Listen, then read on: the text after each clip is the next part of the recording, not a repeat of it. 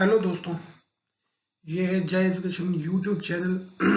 Sorry, हम आज atomic structure के बारे में बात कर रहे हैं। ये पार्ट 3 है मॉड्यूल 1 का, जिसमें हम quantum theory of radiation, photo electric effect, इन सारी चीज़ों के बारे में बात करेंगे। तो स्टार्ट करते हैं।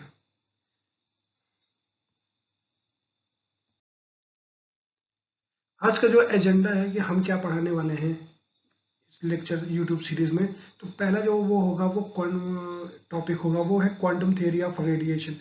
क्योंकि जो एटॉमिक स्ट्रक्चर में जितने भी डेवलपमेंट हुए हैं, जो भी हमको पता चला है कि एटम का स्ट्रक्चर कैसा होता है, वो इसी थियरी पे बेस्ड है। और ये अब तक की सबसे मॉडर्न थियरी है जिस पे एटॉमिक स्ट्रक्चर डिपेंड करता है।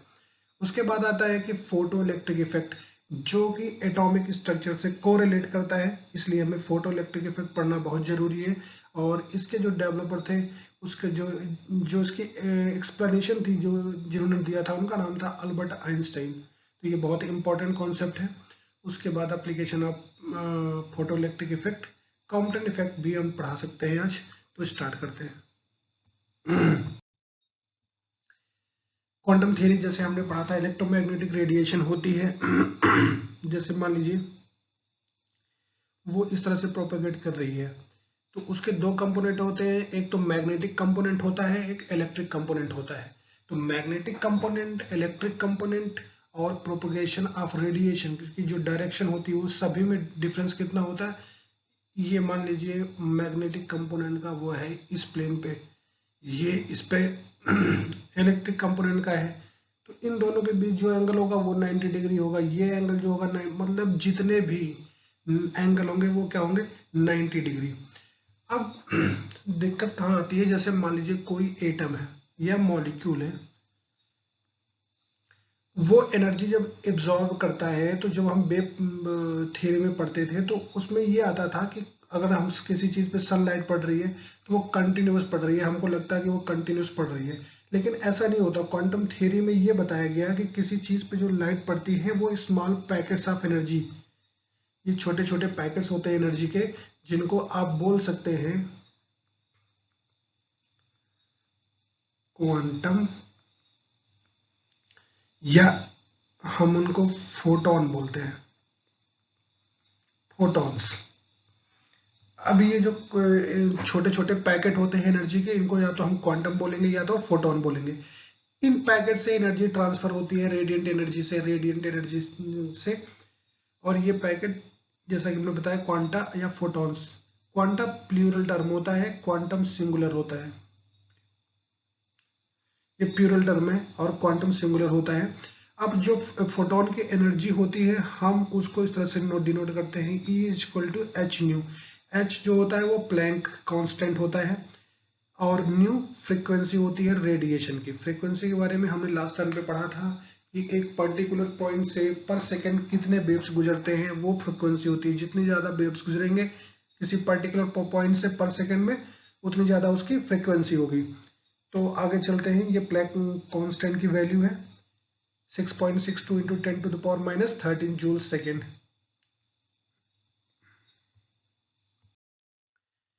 अब अगर हम मैथमेटिकली बात करें, तो जो मैग्नीट्यूड है, जिस इंटेंसिटी से कोई पार्टिकल या कोई एनर्जी एब्जॉर्ब करता है, मान लीजिए कि कोई मॉलिक्यूल ए है। अब कोई इंसिडेंट रेडिएशन है। अब इस रेडिएशन ए का अगर वेवलेंथ,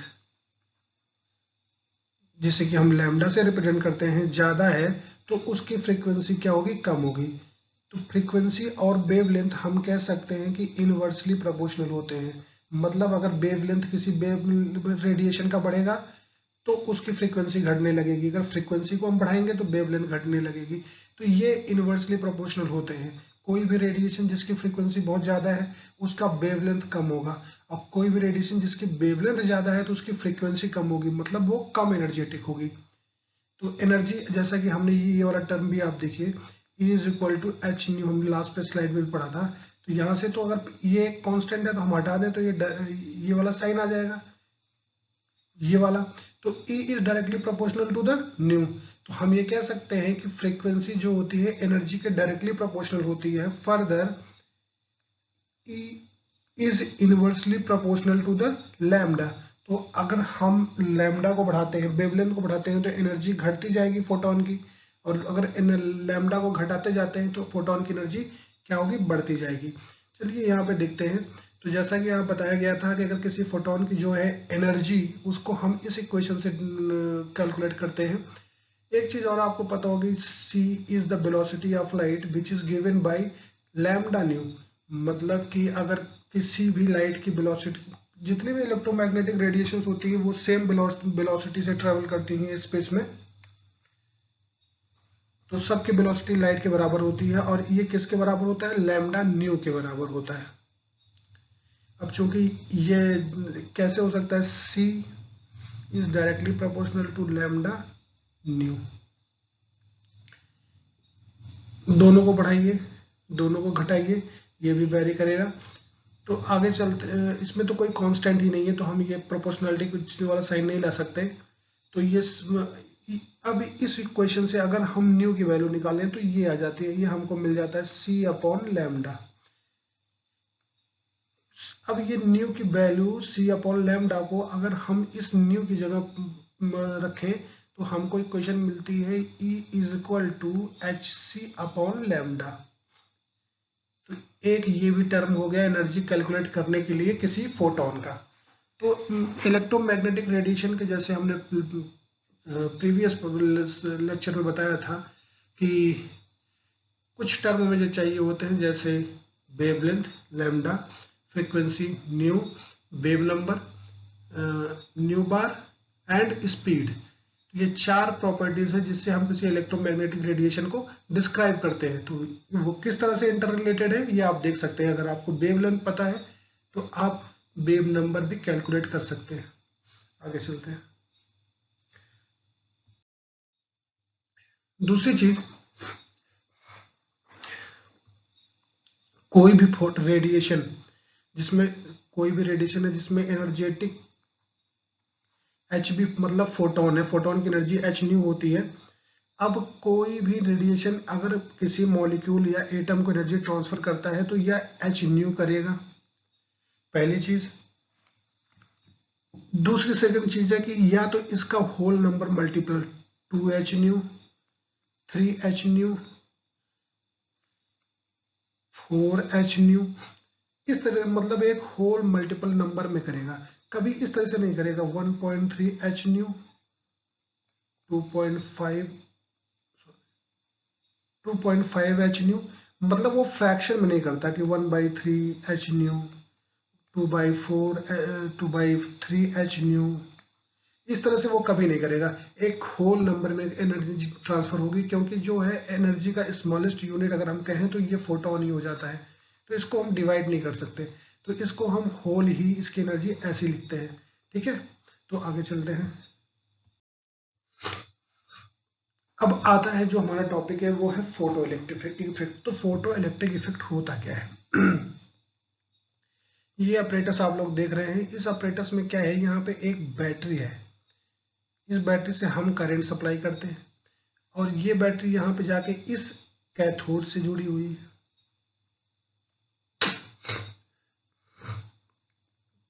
और ये हमारा एनोड है जो कि पॉजिटिवली चार्ज होता है, कैथोड नेगेटिवली चार्ज होती है। अब अगर इस मेटल को हम मान लेते हैं, इस केस में ये सोडियम है, सीजियम हो सकता है, चलिए सीजियम ले लेते हैं उस, और इस पे हम लाइट से, अब यहाँ पे एनोड और कैथोड और एनोड के बीच एक डिस्टेंस है, और ये जो बाहर की बाउंड्री है ये वैक्यूम क्रिएट करता है, इसमें कोई स्पेस नहीं है, कोई गैस नहीं है, कोई कुछ नहीं है, ताकि इलेक्ट्रॉन प्रोपेगेट कर सके। तो आगे देखते हैं, जब हम इस पर लाइट साइन करते हैं तो लाइट में जो इंसिडेंट रेडिएशंस होती हैं, इंसिडेंट लाइट है, उसमें हम जानते हैं कि फोटोन होते हैं, पैकेट्स ऑफ एनर्जी या क्वांटम होते हैं। तो फोटॉन्स में क्या करते, फोटॉन्स करते क्या है कि इनसे इस सरफेस से टकराते हैं और इलेक्ट्रॉन इजेक्ट होता है। इलेक्ट्रॉन इजेक्ट होता है तो इस जो फोटोन की एनर्जी होती है वो कभी 2h भी होती है, कभी कुछ 3h भी होती है। तो जो एक्सेस एनर्जी होती है वो एनर्जी इनके इस इलेक्ट्रॉन को स्पीड देने के काम आती है, और ये इलेक्ट्रॉन पॉजिटिवली चार्ज प्लेट की तरफ अट्रैक्ट होते चले जाते हैं। तो इस तरह से एक फ्लो ऑफ इलेक्ट्रॉन मेंटेन हो जाता है, इलेक्ट्रॉन का करंट बहने लगता है और ये सर्किट कंप्लीट हो जाती है। अगर हम यहाँ पे कोई ऐसा apparatus लगा दें जिससे मीटर, जिससे हमको पता चले करंट फ्लो है, तो यहाँ पे डिफ्लेक्शन होने लगेगा और पता चल जाएगा कि यहाँ पे करंट फ्लो हो रहा है इस लाइट की वजह से। तो इस इफेक्ट को, मतलब कि लाइट, इंसिडेंट लाइट के पड़ने की वजह से इलेक्ट्रॉन का इजेक्शन जो ये इफेक्ट होता है, इसे फोटो इलेक्ट्रिक इफेक्ट कहते हैं। अब फोटो इलेक्ट्रिक इफेक्ट का सबसे बड़ा ये होता है कि जैसे मान लीजिए कि ये जो फोटो इलेक्ट्रिक इफेक्ट होता है, कोई भी मेटल लीजिए, एक पर्टिकुलर मेटल आपने दिस टाइम सोडियम यूज किया है। यहाँ पे सोडियम के लिए क्या होता है कि आपको जो ये प्रोटॉन है, अगर आपने इसकी इंटेंसिटी, मतलब बहुत डेंसली इस पे ये अल्ट्रावायलेट लाइट या कोई दूसरी लाइट या कोई दूसरी रे साइन की, तो इसके लिए ये जो मिनिमम फ्रीक्वेंसी चाहिए होगी ताकि इलेक्ट्रॉन का इजेक्शन हो सके, वो डिफरेंट होगा। सीजियम के लिए मिनिमम फ्रीक्वेंसी जो होगी वो डिफरेंट होगी। पोटेशियम के लिए जो मिनिमम फ्रीक्वेंसी होगी अलग होगी। या कोई मिक्सचर ऑफ, जैसे एल्यूमिना हो गया, इसके लिए जो minimum frequency for the ejection of electron होगा वो डिफरेंट होगा। तो इस तरह से हम कह सकते हैं कि ये हर मेटल के लिए एक फ्रीक्वेंसी, मिनिमम फ्रीक्वेंसी होनी ही चाहिए जिससे कि एक फोटो इलेक्ट्रॉन का इजेक्शन हो सके। तो ये जो मिनिमम फ्रीक्वेंसी है, इसको जो हर टाइप के मटेरियल के लिए अलग होती है, इसको हम बोलते हैं थ्रेशोल्ड, थ्रेशोल्ड फ्रीक्वेंसी। और इसको डिनोट करते हैं एच न्यू नॉट से। ये इसको इस तरह से लिखेंगे एच न्यू नॉट से। ये हमारी थ्रेशोल्ड फ्रीक्वेंसी हो गई। किसी फोटोन के पास इसके इक्वल तो एनर्जी होनी चाहिए, अदरवाइज इजेक्शन ऑफ इलेक्ट्रॉन नहीं होगा। चलो, तो ये फोटो इलेक्ट्रिक इफेक्ट है। दूसरी चीज यहाँ पे भी दिखाया गया है कि अगर क्वांटा, जैसे मान लीजिए क्वांटा है, यहाँ पे स्ट्राइक करता है, तो जो सरफेस पे लूजली बाउंड, बहुत स्ट्रांगली नहीं न्यूक्लियस से अटैच्ड है, तो वो जो क्या करते हैं, वो इलेक्ट्रॉन इजेक्ट हो जाते हैं। एक कॉन्सेप्ट चीज और बताने वाली है कि जो ये थ्रेशोल्ड फ्रीक्वेंसी की जरूरत क्यों पड़ती है। जैसे कि सरफेस पे कोई एटम होता है, उस एटम के सेंटर में न्यूक्लियस है, मान लो कि एक दो सेल छोड़ के यहाँ पे इलेक्ट्रॉन है, इस इलेक्ट्रॉन से फोटोन टकराया, तो इस पॉजिटिवली चार्ज न्यूक्लियस और इस इलेक्ट्रॉन के बीच एक अट्रैक्टिव बॉन्डिंग है। इसको ओवरकम करने के लिए हमारे पास ये जो threshold frequency H B naught है, उसकी जरूरत पड़ती है। तो ये अगर एच बी की एनर्जी एच बी नॉट से, मतलब H B naught is greater than, sorry, H nu naught is greater than H nu, तो एजेक्शन ऑफ इलेक्ट्रॉन नहीं होगा। कितनी भी इंटेंस, मतलब कितनी भी डेंसली, कितनी भी देर तक आप कितनी भी इंटेंस रेडिएशन इस सरफेस पे गिराएंगे, कोई इजेक्शन इलेक्ट्रॉन का नहीं होगा। आगे चलते हैं। अब अगर आपने जो इंसिडेंट लाइट है उसकी इंटेंसिटी बढ़ा दी, तो इसका ये मतलब होगा कि इससे कोई फर्क नहीं पड़ता, नंबर ऑफ इलेक्ट्रॉन ज्यादा निकलेंगे कम निकलेंगे, लेकिन ये नहीं होगा कि जो नंबर इजेक्शन ऑफ इलेक्ट्रॉन के लिए जो मैंडेटरी कंडीशन है वो है कि फ्रीक्वेंसी बहुत राइटली मैच होनी चाहिए। मतलब कि H new is greater, must be greater than H nu not. जो थ्रेशोल्ड फ्रीक्वेंसी है आपकी, उससे फोटोन की एनर्जी ज्यादा होनी चाहिए। थ्रेशोल्ड फ्रीक्वेंसी तब आपका इलेक्ट्रॉन का इजेक्शन हो सके। तो ये था फोटो इलेक्ट्रिक इफेक्ट, उसके कुछ बेसिक कॉन्सेप्ट्स। अब आगे चलते हैं कि ये होता क्यों है। फोटो इलेक्ट्रिक इफेक्ट किस लिए होता है कि अगर जैसे मान लीजिए एक ईयर था,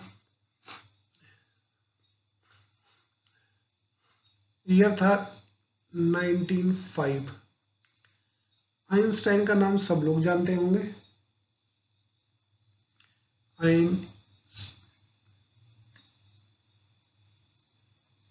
आइंस्टीन, अल्बर्ट आइंस्टीन ईयर 95 में एक फोटो इलेक्ट्रिक इफेक्ट का एक्सप्लेनेशन लेके आते हैं। उन्होंने ये कहा कि जो हमारी इंटेंसिटी है लाइट की, उससे कुछ नहीं होता। अगर आपने मेटल सरफेस है उस पर इंसिडेंट रेज गिराई और इसकी फ्रीक्वेंसी थ्रेशोल्ड फ्रीक्वेंसी से ज़्यादा है तो इलेक्ट्रॉन का इजेक्शन होगा और सर्किट कंप्लीट हो जाएगा।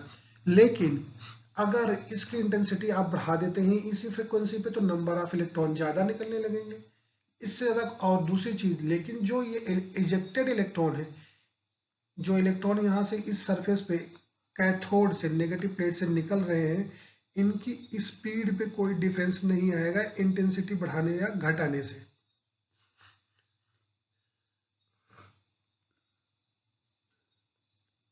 इनकी स्पीड पे कोई डिफरेंस नहीं आएगा इंटेंसिटी बढ़ाने या घटाने से। तो डिफरेंस किससे आता है? फ्रीक्वेंसी से आता है। तो फ्रीक्वेंसी के टर्म में ही हम बात करेंगे फोटो इलेक्ट्रिक इफेक्ट को। उससे पहले हम इसे इरेज कर देते हैं। और आइंस्टाइन का जो एक्सप्लेनेशन था वो बहुत ही परफेक्ट था, उससे ये भी इलेक्ट्रोमैग्नेटिक रेडिएशन उन्होंने इसके लिए क्या कहते हैं, क्वांटम थियरी ऑफ लाइट, जो क्वांटम थियरी, क्वांटाइजेशन, फोटोन, ये सारे टर्म उन्होंने यूज किए थे। और प्लैंक्स कांस्टेंट की एग्जैक्ट वैल्यू कैलकुलेट की थी, जिससे पता चला कि ये क्वांटम थियरी ऑफ रेडिएशन वास्तव में बहुत ट्रू है। तो चलते हैं। उन्होंने कहा कि जैसे मान लीजिए कि अब जैसे कोई सरफेस इलेक्ट्रॉन का इजेक्शन होना है, तो जो फोटोन आ रहा है उसके पास ये थ्रेशोल्ड फ्रीक्वेंसी तो होनी चाहिए। अगर ये थ्रेशोल्ड फ्रीक्वेंसी है, दूसरी चीज, अब जब फोटोन आ रहा है तो जो इजेक्टेड इलेक्ट्रॉन है उसमें कुछ काइनेटिक एनर्जी भी होती है। तो काइनेटिक एनर्जी इक्वल टू होती है 12mv²। ये इक्वल टू होना चाहिए किसके? एच न्यू, जो कि फोटोन की एनर्जी है। ये इस दोनों कलेक्टिवली इस फोटोन की एनर्जी के इक्वल होने चाहिए, और ऐसा होता भी है। ठीक है। एक चीज और कि अगर जो हम ये थ्रेशोल्ड फ्रीक्वेंसी की बात करते हैं, इसको वर्क फंक्शन भी बोलते हैं, और ये वर्क फंक्शन भी बोलते हैं, और आगे इस टर्म को हम यूज करेंगे। ये तो बहुत इंपॉर्टेंट कॉन्सेप्ट है ये थ्रेशोल्ड फ्रीक्वेंसी का। तो जैसा कि हमने बताया कि जो इंसिडेंट फ्रीक्वेंसी है बी नॉट, बी मतलब जो फोटोन की फ्रीक्वेंसी है वो ज़्यादा है और थ्रेशोल्ड फ्रीक्वेंसी कम है। तो दिक्कत ये है कि अगर थ्रेशोल्ड फ्रीक्वेंसी कम है, फोटोन की फ्रीक्वेंसी ज़्यादा है, तो इजेक्शन ऑफ इलेक्ट्रॉन होगा। लेकिन उसके साथ जो है क्या करते हैं, उस जो इलेक्ट्रॉन इजेक्टेड होगा उस तो बहुत हाई स्पीड का पार्टिकल होता है, तो उसके लिए ये 12mv² टर्म जो काइनेटिक एनर्जी के लिए यूज होता है, इसके लिए वो यूज होता है। तो ये इक्वेशन बन गई H B nu naught plus 12mv² equal to H nu. आगे बढ़ते हैं। चलिए, अब अगर थोड़ा सा इसे अरेंज करें तो ऐसा हो जाता है 12mv² is equal to H nu minus H nu naught. H आप कॉमन ले लें तो ये हो जाएगा न्यू माइनस न्यू नॉट। ठीक, ये है प्लैंक, ये है उनका एक्सप्लेनेशन अल्बर्ट आइंस्टाइन का फोटो इलेक्ट्रिक इफेक्ट के लिए। क्यों फोटो इलेक्ट्रिक इफेक्ट के लिए? जैसे मान लीजिए कि ये सरफेस है, इस पे इलेक्ट्रॉन आया, अब इलेक्ट्रॉन यहाँ पे इजेक्ट हो गए सारे। ये अट्रैक्ट हो रहे हैं किसकी तरफ? ये पॉजिटिव प्लेट की तरफ, ये नेगेटिव प्लेट है। ये हमारी इंसिडेंट लाइट है जिसमें फोटोन है। अब उन्होंने कहा कि जब हम फ्रीक्वेंसी बढ़ाते हैं तो ये जो इलेक्ट्रॉन है इनके स्पीड में चेंजेस आता है। इंटेंसिटी बढ़ाते हैं तो कोई चेंज नहीं आता, बस नंबर ऑफ ये इलेक्ट्रॉन ज्यादा कम ज्यादा हो जाते हैं, लेकिन इनके स्पीड में कोई चेंज नहीं आता। तो फ्रीक्वेंसी पे फ्रीक्वेंसी मतलब किसी फोटोन की एनर्जी ये होती है, फ्रीक्वेंसी न्यू होती है। अब इस फ्रीक्वेंसी पे अगर ये निर्भर कर रहा है तो इसी से तो काइनेटिक एनर्जी 12mv² भी आ रही है। ये था अब एक्सप्लेनेशन फोटो इलेक्ट्रिक इफेक्ट का, इसका अल्बर्ट आइंस्टाइन का। अब बाकी जो, तो अगर ये फोटो इलेक्ट्रिक इफेक्ट आप लोगों को पसंद आया हो तो आप हमारे चैनल को सब्सक्राइब करें, लाइक करें, और जो आपके सुझाव हो, वैल्यूएबल कमेंट्स हो, हम उनको जरूर सीरियसली लेंगे। तो थैंक यू, टेक केयर।